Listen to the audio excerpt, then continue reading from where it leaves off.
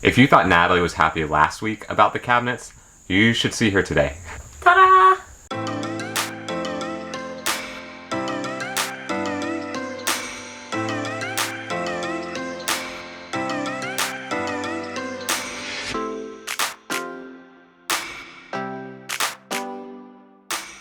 I'm saying ta-da like I had something to do with it, but Jimmy has doubled our overhead cabinet space. It took him one day to put up all 3 of these. Yeah, we didn't really want to have a sequel of last week, so we just kind of threw these up and didn't bother recording it. Yeah, you've seen Jimmy build cabinets before. Yeah, it's nothing new. But this week we might do something different. We might use a different color than white on it. I think 90% of our build right now is just plain white. We haven't been very brave with our color choices so far, so we might need to spice it up a little bit. So we're not necessarily behind schedule, but we do still have a lot of things to cover. So this week we're gonna try to knock out as many of these items as we can, just so that we can try to get on the road in the next few weeks.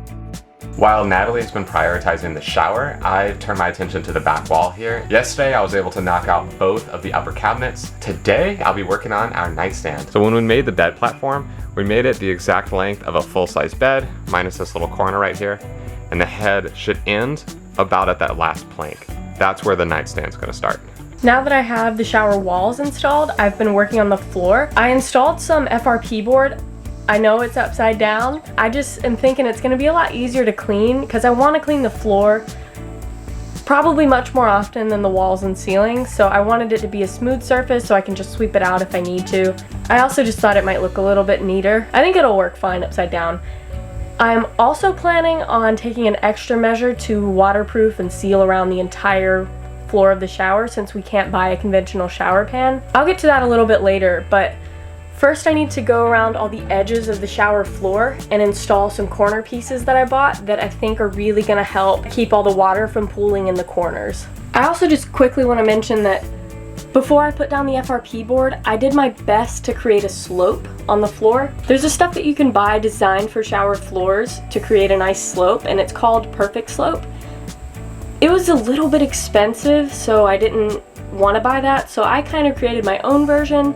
I'm going to call it Imperfect Slope, patent pending, where I basically just used a bunch of shims and a little bit of wood sanded down to try and create some kind of very gradual slope. It didn't make sense to me to pay extra to have the perfect slope when we're gonna be on level pretty much all the time anyway. So I think my method with shims will be a good substitute, although it's definitely a much more budget option.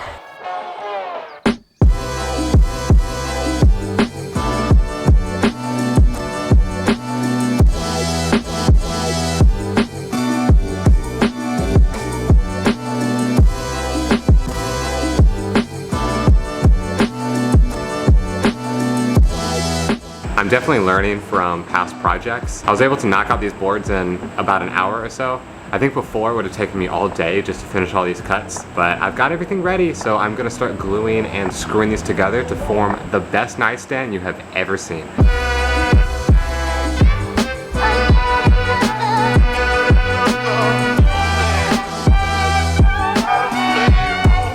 I bought these really cool corner pieces from the hardware store so that they can line around the perimeter of the floor, and I bought exactly enough. I think I only have a couple of extra inches. I've been really careful about it because I don't want to have to go to the store and buy another one of these boards. So I sat down and I did all the math and figured out the most optimized way to cut both of these 8-foot boards, and the next piece I need is like 10.5 inches, and this is all that's left of the board.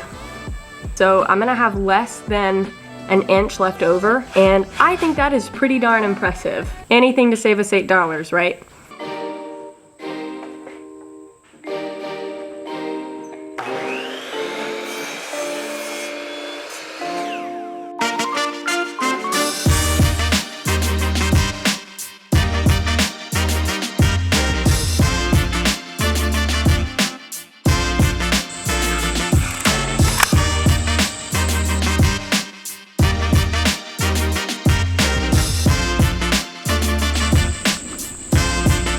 The nightstand I'm doing is taking a lot longer than the overhead cabinets I built yesterday. I think that's because they have a lot more detail than yesterday's cabinets. Each little cubby has its own flip-up lid, including the laundry chute that we have at the end. So it's just a little bit more tedious to cut each wood individually and stain it. So it's taking a little bit longer, but we're almost there and we're making really good progress. I'm kind of in limbo right now while I'm waiting for the stain to dry for the nightstand. So I'm gonna spend my time installing the gas struts for the kitchen cabinets.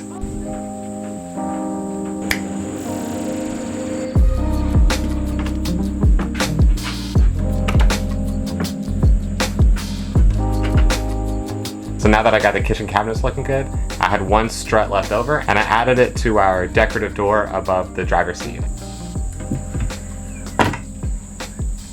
This one's a little bit heavier, it sags a little bit more, so when I get more I might add another one, just like this, to the other side. It's all about finding those smaller projects to do in between the bigger ones that really help speed up the process. I've been working on the shower all day and it does not look much different, but there is a big difference. There are trim pieces all around every edge on the grounds to direct the water away from pooling in the corners. I also put silicone around all the cracks on the floor, and I did that to get ready for the final waterproof barrier, and for that I am using Flex Seal liquid rubber. That might seem like kind of an odd choice, but we're using Flex Seal for our shower because we can't get a regular shaped shower pan, and I'm optimistic. I've seen a few people do this before and I don't really see why it wouldn't work. It's much more cost effective than getting a custom made shower pan. To be honest, I was really close to trying to make our own fiberglass shower pan so that it could be a perfectly custom size. I was willing to do the work for that, but I started to look at the materials needed for that and the price got into the hundreds of dollars very quickly, and that is just for the shower floor. So I got a $40 quart of Flex Seal and I'm gonna try my luck with that.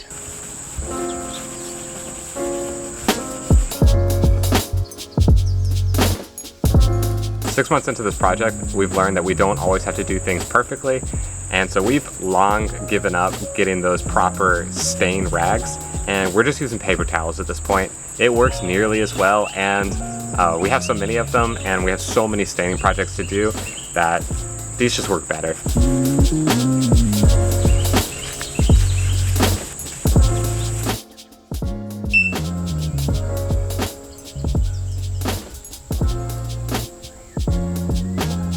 All the silicone that I put around the trim pieces on the shower floor, it's all dried. Now there's nothing left for me to do but install the drain. We've put easily 150 holes in the bus. I'm counting screw holes too on the roof. But this is the one I think I'm the most nervous about so far because Jimmy and I always work together on the projects that we've had to cut holes in the bus. And this is the first one where it will be entirely my fault if I mess it up. So there's a little bit of added pressure to it. I really think it'll be okay. I'm gonna use pilot hole. We got a hole saw in the mail last night and this is what the drain looks like. We have a HEPA filter. These are really good for Skoolies because it acts like a P-trap, which kind of prevents smells from coming back up the drain and making your shower or sink smell gross. But it takes up way less room. So we got one of these for the shower. We have another one for the sink. And it's nice because it saves so much space. So this will fit right under the drain. It's just scary because once I start drilling the hole, there's no going back.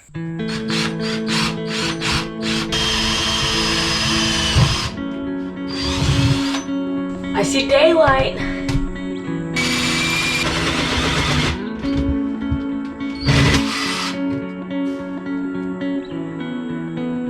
There it is. That's the hole for our drain. It's tempting for me to take a step back and think, what if we just turn this into a mini putting green with one hole? It kind of looks like that's where this is headed. I just gotta paint it green. But I think a shower will probably be more practical, if I'm honest.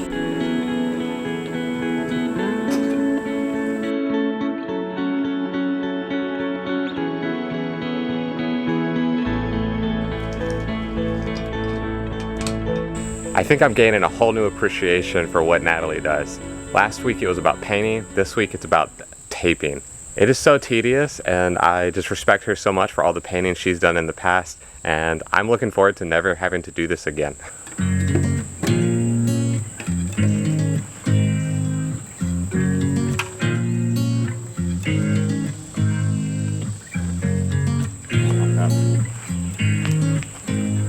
I convinced Natalie to help me out. He just looked like he was having too much fun. I had to come join.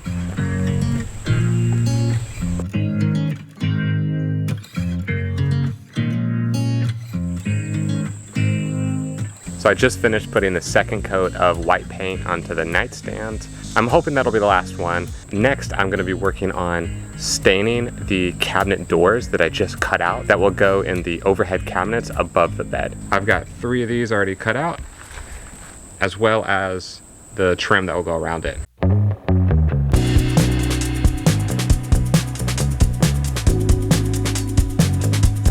I bet you've never seen paint and stain side by side on the same drying table. That's just how fast we're moving today.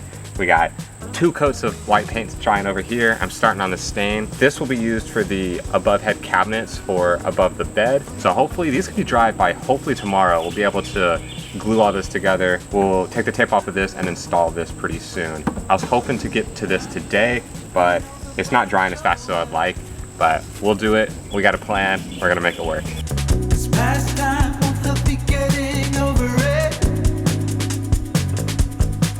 I think because of the heat and humidity, the silicone in the shower floor is still not dry. So in the meantime, there's a ton of other things to do.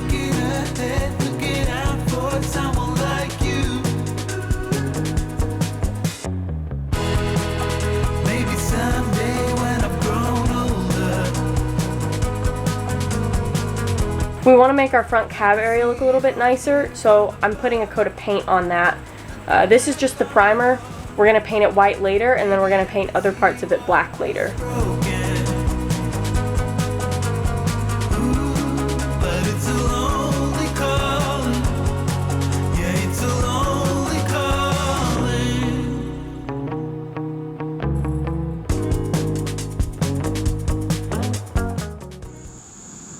Jimmy and I have both been painting completely separate projects all morning. I have been waiting for a couple of days for the very thick layers of silicone in the shower floor to dry out, and they're finally dry. We bought some Flex Seal liquid rubber that I'm planning on coating the entire shower floor in, and that'll just kind of give everything a rubbery texture, which should be really waterproof.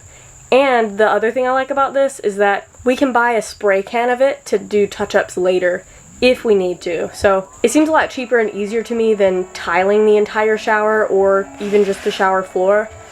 So we're going with this. I'll let you know how it works though. I've only seen a few people do this.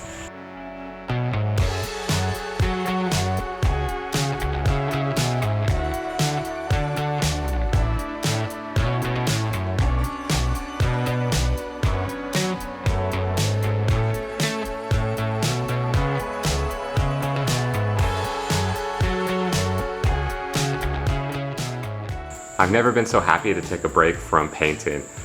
I finally get to come out of the bus and work a little bit on the nightstand. So I'm gonna go ahead and finish assembling it out here so that when the paint is dry, we can just move it in and screw it in place and it should be ready to go. And I need to install the doors I made for it. So basically, I have this upper trim here that all the hinges will be attached to, and these will sit underneath it, and then they'll flip up to reveal the little cubbies underneath. I'm really enjoying the stain that we picked out for it. It's not new. Natalie did use this color in her dinette wall, so I really do like it. We just haven't been able to use it since then. We kind of went white paint happy and started painting everything white, which I really like because that was mostly the kitchen, and so I really like the sleek look for the kitchen. But for the back bedroom area, I think we want to try to make it a little bit more cozy.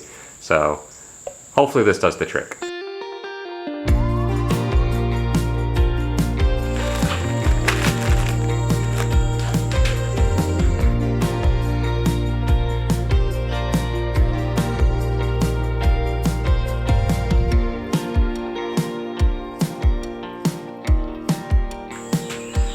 All right, Natalie, can I get your attention?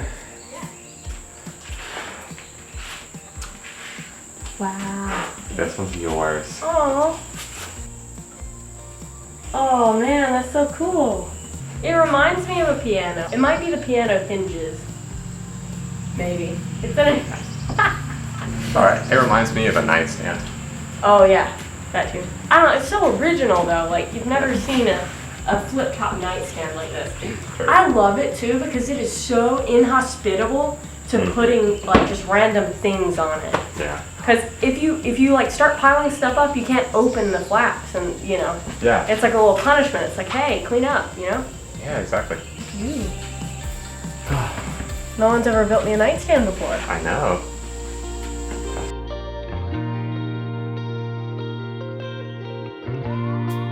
So this week we're gonna try to fix this upper window up here.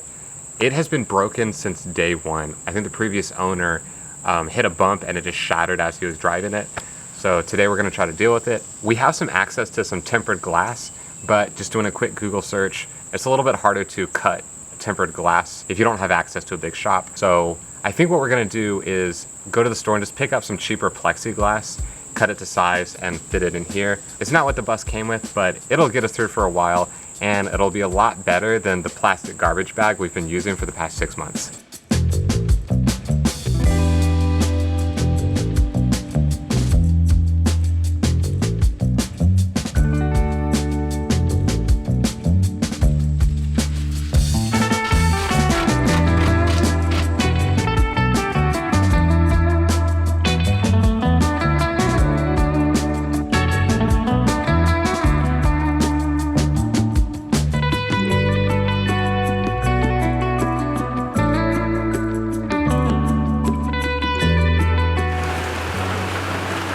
Look at how hard my girl is working.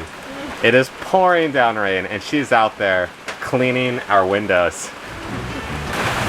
I think I got all the goo off, but it was not supposed to rain today.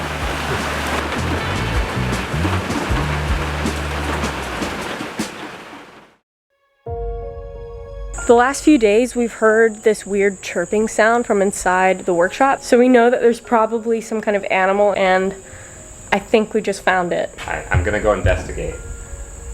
Natalie thinks she saw a bird's nest up here, but it's right above the garage door, but if we open the garage door then we can't see the bird's nest. So I want to try to get closer with the door shut. There's definitely a bird's nest, but it could be old. Could be. I've never noticed it before.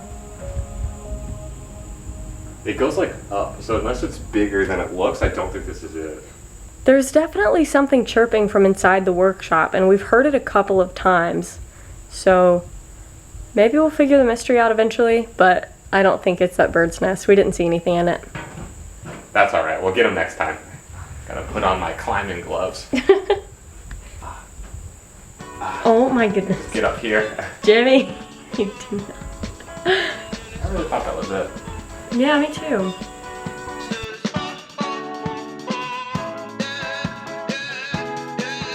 No.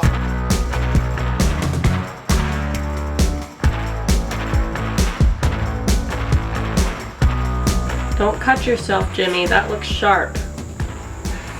It's too sharp.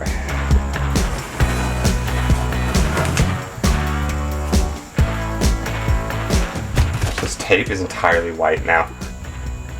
We might have to do a few touch-ups on the back wall. Just a few. But the trim around the cabinet looks perfect.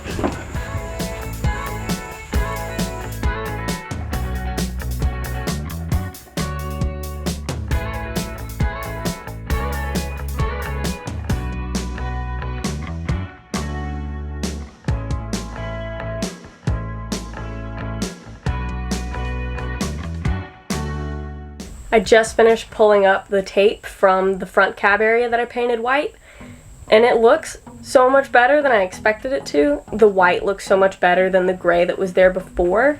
It fits into our build a lot more. It matches the ceiling and some of the cabinets. Part of what I like about it is that we kind of got to put our own touch on that section of the bus. Also, you might notice a very recent addition to the front cab area. That is the fan that Jimmy installed, and it is very necessary. Whenever we're driving, it gets so hot because all of the heat from the engine is up in the driver's area, so it's really nice to have a fan blowing on us. We did not use the first fan that we bought. We actually sent it back because it didn't swivel enough. We want to be able to swivel around the fan and point it towards the couch so we can use it when we're using the living space and not just the driver's seat.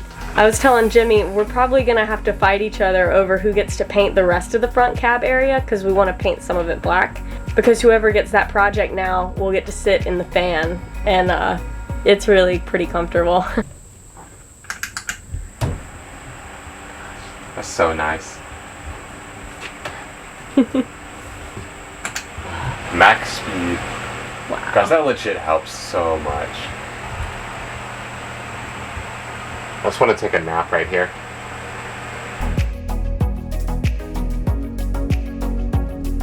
I want to give the shower floor a full 48 hours to completely dry before I try walking on it, but I'm very happy with how it's turned out.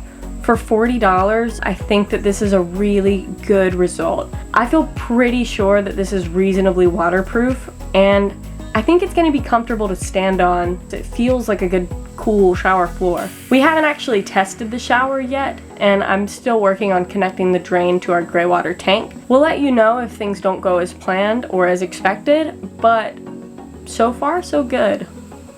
So this has been a really productive week. We really pushed it and got a lot done, and we're really proud of what we were able to accomplish this week. And before we go, we just wanted to say a really quick thank you so much for helping us reach 1,000 subscribers. We are over the moon. We're honestly so excited and so thankful to you guys, so really, really appreciate it. So yes, thank you so much, and thanks for watching. We'll see you next week. Bye!